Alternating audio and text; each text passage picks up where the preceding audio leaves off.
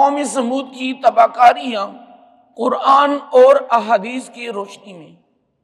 سب سے پہلے یہ جاننا ضروری ہے کہ قوم سمود کون ہیں۔ اس سے پہلے اللہ نے قوم عاد کو ہلاک کر دیا، اور قوم عاد کو اللہ نے نوح علیہ السلام کے بعد آباد کیا تھا۔ نوح علیہ السلام کو اللہ نے طوفان نوح میں تباہ کر دیا۔ اس کے بعد اللہ نے روئے زمین کے اوپر قوم عاد کو بسایا۔ قوم عاد نے نافرمانی کی، شرک ہے، ظلم ہے، بت پرستی، اللہ نے قوم عاد کو بھی تباہ کر دیا۔ اور ہود علیہ السلام اور چند مسلمانوں کو اللہ نے نجات دلائی۔ قوم سمود جو ہے قوم عاد کی باقی ماندہ جو لوگ تھے، یہ ان کی اولاد میں سے ہیں۔ تو غرض یہ ہے، اور ان کا جریر ابن طبری نے تفسیر طبری میں روایت کیا ہے، سمود بن عابر بن ارمی بن سام بن نوح، یہ ان کی اولاد میں سے ہیں۔ اللہ تبارک و تعالی نے قوم سمود کے اوپر بہت نعمتیں ان کو اللہ نے عطا کی، اور یہ کہاں پہ آباد تھی؟ حجاز اور شام کے درمیان ایک مقام ہے، ان کا نام ہے حجر، اور پارہ نمبر 14 میں ایک سورت بھی ہے، سورت الحجر۔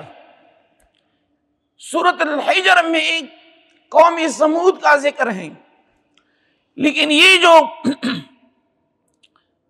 شام ہے اور مکہ المکرمہ مدینہ المنورہ، اس کے درمیان یہ وادی ہے قوم سمود۔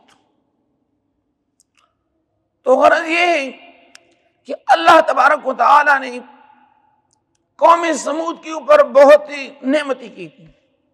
ان کی باغات تھیں، فصلیں، جہیدات، خوبصورت گھر، اور حتیٰ کہ قوم سمود جو ہیں ان کی انجینئر پہاڑوں کو تراشتے، اور تاریخ نے لکھا ہے کہ مصر کے مورخ نے لکھا ہے کہ اب یعنی چند سال پہلے کھدائی کے دوران جو ہے آثار قدیمہ پہاڑ کے اندر 3-4 کمرے بنائے تھے، کچن وغیرہ۔ مؤرخین نے لکھا ہے کہ یہ جو آثار ہیں، جو پہاڑ چٹان کو تراشتے اور اس کے اندر جو کمرے بناتے ہیں، گرمی اور سردی کے موسم کے لیے علیحدہ سسٹم پہاڑوں کے اندر، یہ قوم سمود کی آثار میں سے، ان کی علامات میں سے ہیں۔ تو غرض یہ ہے کہ اب تو انجینئر تیار جو میٹیریل ہیں، سریا ہیں، سیمنٹ ہیں، مارکیٹ کے اندر ہر چیز اویلیبل ہے، لیکن قوم سمود کی جو ذہانت ہے، ان کی انجینئرنگ ہے، تو اللہ کی یہ ایک عظیم نعمت تھی۔ وَتَنْحِتُونَ مِنَ الْجِبَالِ بُيُوتًا، اللہ فرماتا ہے کہ تم لوگ پہاڑوں کو تراشتے اور اس کے اندر گھر بناتے، لیکن وہ بت پرستی میں مبتلا تھے۔ کلام مجید فرقان حمید میں اللہ تبارک و تعالی فرماتا ہے، وَإِلَىٰ ثَمُودَ أَخَاهُمْ صَالِحًا، اور سمود جو ہے ان کے لیے ہم نے صالح علیہ السلام کو پیغمبر بنا کر بھیجا، ان کی ہدایت، رہنمائی، تاکہ وہ جہنم سے حفظ و امان میں رہیں اور اہل جنت بن جائیں۔ صالح علیہ السلام نے فرمایا، قال یا قوم، اے میری قوم، اعبدوا اللہ ما لکم من الہ غیرہ، فرمایا کہ ایک اللہ کی عبادت کرو، اور 1,24,000 کم و بیش انبیاء ہے، تمام انبیاء کرام کا جو پیغام ہے وہ ایک ہی، کہ زمین کی اوپر جو عبادت کی جائے گی وہ صرف ایک خدا واحد، جو واحد ہے، لا شریک ہے، یکتا ہے۔ تو صالح علیہ السلام نے فرمایا قال یا قوم اعبدوا اللہ ما لکم من الہ غیرہ، کہ اللہ کے ماں سوا کوئی معبود نہیں ہے۔ فرمایا هو انشأکم من الارض، رب وہ ہے کہ جس نے تمہیں زمین سے پیدا کیا ہے۔ مشکوٰۃ شریف کی حدیث ہے، نبی علیہ السلام نے فرمایا کہ جب میاں بیوی آپس میں مباشرت کرتے ہیں تو اس دوران اللہ کو جب منظور ہوتا ہے کہ اس سے میں نے اولاد عطا کرنا ان کو، تو پھر ان کی جو قبر ہے جہاں بھی انہوں نے دفن ہونا ہے وہاں سے فرشتے مٹی اٹھا کر مباشرت جب کرتے ہیں اس کے ساتھ اس کو ملا دیتے ہیں۔ حالانکہ ظاہری طور پر ایک جگہ قرآن میں خلقکم من تراب خلقکم من نطفۃ من علقۃ من مضغۃ مخلقۃ، وہ کسی اور تقریر میں ہم اس کے اوپر پھر مفصل بحث کریں گے، لیکن صالح علیہ السلام نے فرمایا هو انشأکم من الارض، رب وہ ذات ہیں کہ جنہوں نے تمہیں زمین سے پیدا کیا، وَاسْتَعْمَرَكُمْ فِيهَا، پھر اللہ نے تمہیں زمین میں بسایا۔ یہ نعمتیں ہیں، مسجد ہیں، فرش ہیں، اس کے اوپر کارپیٹ ہیں، بعض لوگ پیدل آتے ہیں، بعض گھروں میں دیکھ لیں فرش ہیں، اس کے کارپیٹ ہیں، قالین ہیں، یہ ساری کی ساری ہی اللہ کی عطا کردہ نعمتیں ہیں۔ ہمارے پاس جو کچھ ہے ان کو نہیں دیکھتے، جو کچھ ہے ہمارے پاس ان کو نہیں دیکھتے، آگے پیچھے دائیں بائیں۔ یہ جو سلامت جسم ہے یہ بھی اللہ کی عظیم نعمت ہے۔ آنکھوں کی قدر نابینا سے پوچھ لیں، پاؤں کی جو قدر ہے وہ جو غیر پاؤں والے جو پاؤں سے معذور ہیں، دماغ کی جو نعمت ہے، یہ تمام کی تمام اللہ کی نعمتیں ہیں۔ تو فرمایا انہوں نے تمہیں زمین میں بسایا، فاستغفروہ، تو تمہیں چاہیے کہ توبہ اور استغفار کرو، وتوبوا الیہ، اور اللہ تبارک و تعالی کی طرف رجوع کرو، انہ قریب مجیب، بے شک اللہ تبارک و تعالی قریب ہے، مجیب، توبہ قبول کرنے والا ہے۔ وَإِذَا سَأَلَكَ عِبَادِي عَنِّي فَإِنِّي قَرِيبٌ أُجِيبُ دَعْوَةَ الدَّاعِ إِذَا دَعَانِ فَلْيَسْتَجِيبُوا لِي وَلْيُؤْمِنُوا بِي لَعَلَّهُمْ يَرْشُدُونَ۔ صالح علیہ السلام نے فرمایا کہ میرا رب جو ہے قریب ہے، شارک سے بھی زیادہ قریب ہے، اور ان کی صفت یہ ہے کہ جو آپ مانگیں گے اللہ تمہیں عطا کرے گا۔ تو قوم نے کیا کہا، قالوا یا صالح قد كنت فینا مرجوا، ایک صالح علیہ السلام پہلی تو ہماری مرادوں کا تو مرکز اور محور تھی۔ مفسرین نے اس کے اوپر لکھا ہے کہ اعلان نبوت دعوت سے پہلے صالح علیہ السلام بہت رحم دل تھے، مہمان نواز، خدمتگار، عیادت کرنے والے، غریب غربا کی مدد کرنے والے. تو جب انہوں نے ایک اللہ کی دعوت دی، توحید کی دعوت دی،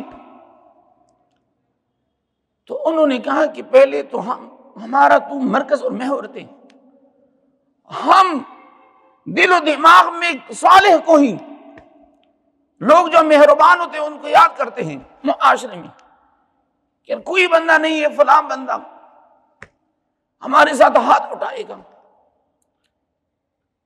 اتنہانا ان نعبد ما یعبد آباؤنا، تو ہمیں منع کرتے ہیں ان بتوں سے جن کی ہمارے آباء و اجداد عبادت کرتے ہیں. نعبد آباءنا واننا لفی شک مما تدعونا الیہ مریب. قوم نے کہا کہ جس طرف تو ہمیں دعوت دیتے اس کے اوپر ہمارا شک ہے، ڈاؤٹ ہے، چونکہ ہماری آباء و اجداد کی تاریخ ہے وہ بتوں کی عبادت کیا کرتے تھے. سامعین وقار صالح علیہ السلام نے فرمایا قال یا قوم ارأیتم ان کنت علی بینۃ من ربی وآتانی منہ رحمۃ فمن ینصرنی من اللہ ان عصیت فما تزیدوننی غیر تقصیر. صالح علیہ السلام نے فرمایا کہ اگر بالفرض میں رب کا نافرمان ہوں، اللہ نے جو مجھے نعمتی عطا کی میں نے اگر رب کی نافرمانی کی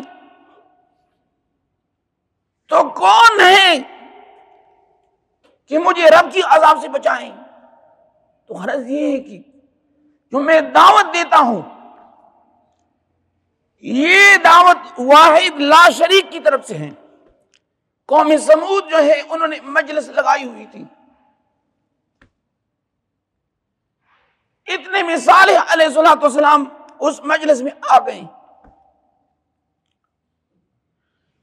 قوم سمود نے مطالبہ کیا کہ اے قوم صالح، اے صالح علیہ السلام، یہ پہاڑ کی جو چوٹی ہے اگر اس سے ایک حاملہ اونٹنی، 10 مہینوں کا حاملہ اونٹنی پہاڑ سے نکل جائیں تو ہم آپ کے اوپر ایمان لائیں گے، پھر مانیں گے کہ تو سچا ہے، تیرا رب جو ہے قدرت والا ہے. صالح علیہ السلام نے وہاں پر نماز شروع کی. نمازی جو ہی فارغ ہوئے دعا کی یا الہ العالمین. اور تاریخ نے لکھا ہے کہ قوم نے قسمیں اٹھائیں کہ اگر تو نے پہاڑ سے حاملہ گابن اونٹنی نکالا تو ہم سارے کے سارے ایمان لائیں گے. جو ہی صالح علیہ السلام نماز سے فارغ ہو گئے دعا کی یا الہ العالمین میری دعا کو قبول فرما، اس پہاڑ کی چوٹی سے اونٹنی کو نامدار فرما. قومی سمود جو ہے نا وہ دیکھ رہے تھے کہ اللہ رب العزت نے پہاڑ کی چوٹی سے 10 مہینے کا حاملہ اونٹنی نامدار کر دیا اور باہر آ کر انہوں نے بچہ بھی دیا. یعنی قدرت کی شان دیکھ لیں کہ یہ جو 10 مہینے کا حاملہ اونٹنی یہ پہاڑ پتھر سے نکل آئیں. یعنی حمل کے لیے شرائط ہوتے ہیں نر اور مادہ، لیکن یہاں پر دیکھیں قدرت کی کہ اللہ نے بغیر اونٹ کے مکمل سلامت اونٹنی کو قوم سمود کی ڈیمانڈ کے اوپر اللہ نے پہاڑ سے اونٹنی کو ظاہر کر دیا اور جو ہی اونٹنی باہر آ گئی فوراً بچہ بھی دیا. اس میں سے اکثر لوگوں نے صالح علیہ السلام کے اوپر فوراً ایمان لایا، لیکن اکثر لوگوں نے کہا کہ نہیں، اپنی کفر ظلم بربریت کے اوپر اور ڈٹے رہیں، چونکہ یہ ذکر سورۃ الاعراف میں، سورۃ الحجر پارہ نمبر 14 میں، سورۃ ہود پارہ نمبر 12 میں، سورۃ الشمس والشمس وضحاها كذبت ثمود بطغواها اذ انبعث اشقاها، اور یہاں پر صالح علیہ السلام نے فرمایا هذه ناقۃ اللہ، کہ یہ اللہ کی اونٹنی ہے۔ اس طرح بیت اللہ ہے نا، بیت اللہ کا مطلب ہے اللہ کا گھر، جو اونٹنی تھی صالح علیہ السلام نے فرمایا کہ یہ مبارک اونٹنی ہے، اور قوم سے کہا کہ یہ جو صحرا ہے اس میں چرتی پھرتی رہے گی، آپ لوگوں نے اس اونٹنی کو بری نگاہ سے نہیں دیکھنی۔ اور تاریخ میں لکھا ہے کہ جو مقام حجر ہیں، شام اور حجاز، مکہ اور مدینہ المنورہ کے درمیان جو جگہ ہیں، پہاڑوں سے چشمے نکل رہے تھے اور ایک تالاب میں جو پانی ہے وہ جمع ہو رہی تھی۔ صالح علیہ السلام نے فرمایا کہ ایک دن اونٹنی کا نمبر ہے پانی پینے کا، دوسری دن جو ہے قوم سمود کا نمبر ہے۔ وہ جو مبارک اونٹنی تالاب پہ آتی تو ایک ٹائم پہ اس تالاب کو خشک کر دیتے۔ مفسرین نے کرام نے لکھا ہے کہ اس دن قوم سمود جو ہے اس اونٹنی کی دودھ جو ہے وہ پیتے تھے۔ دوسری روایت بھی نہیں کہ نہیں، قوم سمود جو ہے 2 دن کا پانی جمع کرتے ہیں۔ اور اللہ کی شان کو دیکھ لے کہ جس دن اونٹنی کی باری ہوتی پانی پینی، جنگلی جو درندے ہیں وہ تالاب پہ نہیں آتے، وہ تالاب پہ نہیں آتی۔ مختصر یہ کہ مفسرین کرام نے لکھا ہے کہ قوم سمود والے لوگ تنگ ہو گئے کہ یہ کیسی اونٹنی ہے کہ ایک دن میں آ کر ہی تمام تالاب کو خشک کر دیتی ہے، اس طرح کرے کہ اس اونٹنی کا کام تمام کر دیں۔ اور 12 نمبر 19 میں ہے، 19 میں سورۃ النمل میں، وَكَانَ تِسْعَةٌ رَهْطٍ يُفْسِدُونَ فِي الْأَرْضِ وَلَا يُصْلِحُونَ، قدار بن سالف بن جندہ، ان کی نیلی آنکھی تھی، سرخ چہرہ، اور انہوں نے لکھا ہے کہ ولد زنا تھے یہ۔ انہوں نے کہا کہ اس اونٹنی کا کام میں نے تمام کرنا ہے، یعنی بدنام زمانہ۔ ان کے ساتھ دوسرا تھا مستح بن دہر، اور اس کے ساتھ جو ہے 7 بندے اور شریک ہو گئی۔ لیکن قوم سمود جو ہیں 9 بندوں کے ساتھ ان کی پیچھے کھڑے ہو گئی، یعنی اگر کوئی بندہ قتل کرتا ہے، قاتل کے ساتھ جو ہے نا سلام مشورے میں شریک ہونا، ان کی پشت پناہی کرنا، شریعت میں وہ بھی قاتل تصور کیا جائے گا، اللہ کے قانون میں وہ بھی مجرم تصور کیا جائے گا۔ 9 بندوں نے، قدار بن سالب نے اونٹنی کو ذبح کر دیا، مستا قرآن میں فَأَقَرُوهَا، فَأَقَرُوهَا کا معنی ہے کہ ان کی کونچیں کاٹ دی، یعنی ان کی جو ٹانگیں ہیں۔ مستا بن دہر نے اونٹنی کی جو ٹانگیں ہیں وہ کاٹ دی، اور قدار بن صالح بن جندہ نے ان کو ذبح کر دیا۔ لیکن اللہ رب العزت نے فرمایا کہ قوم سمود نے اونٹنی کو قتل کر دیا. کام 9 بندوں نے کیا.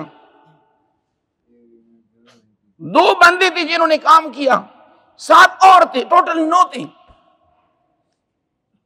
لیکن اس کام میں تمام قوم راضی تھی ان کے ساتھ. صالح علیہ السلام کو جب خبر پہنچ گئی،